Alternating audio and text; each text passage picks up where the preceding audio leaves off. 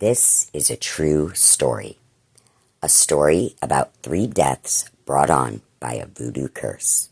All names have been changed. John was requested to help Amanda in Westport with paranormal activity that had been ongoing in her home, which had been where she grew up with her mother, sister, and brother. All 3 had recently passed away, and the home had been plagued by paranormal activity. Objects moving on their own, and doors that would open and slam shut. Amanda saw a mist come up from the basement doorway, and her young granddaughter said she saw her great-uncle Roger near the staircase. The home had previously belonged to Amanda's mother, Esther, who had lived into her 90s despite failing health.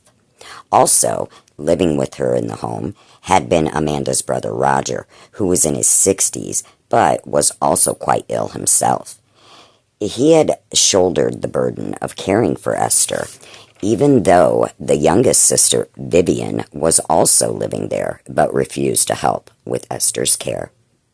Roger was out of the house one day, and Vivian saw her chance. She told her mother about how her brother wasn't going to get any better, and that he may try to put her in a nursing home to rot and die. Vivian swore to Esther that if she signed the house and everything else over to just her, that she would see that Roger couldn't remove her from her beloved home, and she could die there with dignity. She signed everything over to Vivian, including power of attorney. Roger was furious when he found out, and, on top of that, Vivian lied. Once Esther signed everything over to her, she put her mother in a nursing home anyway and told Roger he had to get out of what was now her house. Esther died shortly thereafter, with no cause of death ever determined according to the medical records. 2 months later, Vivian suffered a ruptured spleen and died unexpectedly. Roger gave in to his own health problems a few months after that, and within a span of 8 months, all 3 had died. Amanda inherited the house and everything in it. She wanted to sell it and be rid of the reminder of all the family drama that she had watched from the sidelines. It was while she was cleaning out the house that she discovered the altar. There was a small desk in Roger's room with 3 or 4 candles placed across its surface. In the center was a strange box.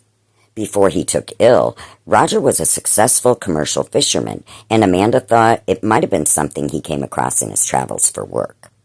The box is about 8 inches long and 4 inches wide, and almost looks like a jewelry box. Inside was a stuffed toy that appeared to resemble a fish, even though it was old and faded.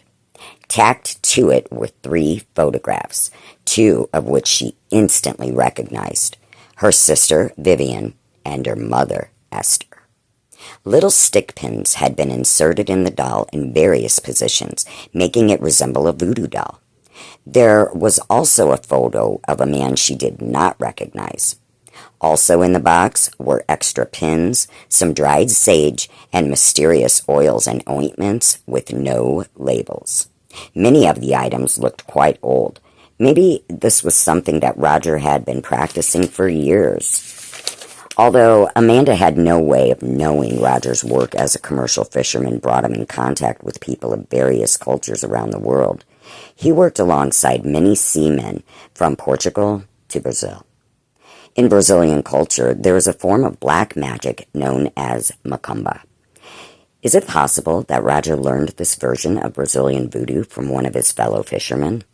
Macumba rituals are often used to seek revenge on family members who have done harm, and the rituals often involve using a photo of the person you want to inflict the dark image or dark magic on. For that reason, many superstitious Brazilians will not allow a photograph of themselves to be given to someone they don't know. So, it's no surprise that after she discovered the altar, Amanda's house was plagued by paranormal activity. Amanda hired a medium to come in and possibly help any restless spirits move on from the house, and to help remove any bad vibes brought about by her brother practicing voodoo in the house.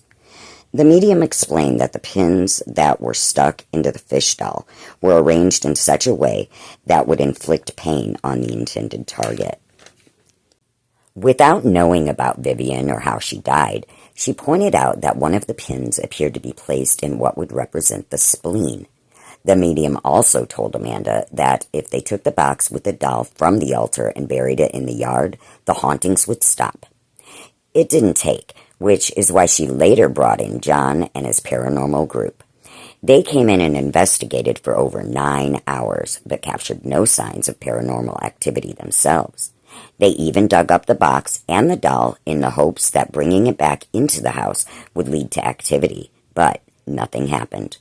John believes it's because the haunting was only meant for the family. The mystery also remained as to who the man was in the third photograph stuck to the stuffed fish doll. Speculation is that it could have been a partner in the fishing business that wronged Roger in some way. That might explain why the doll was in the shape of a fish.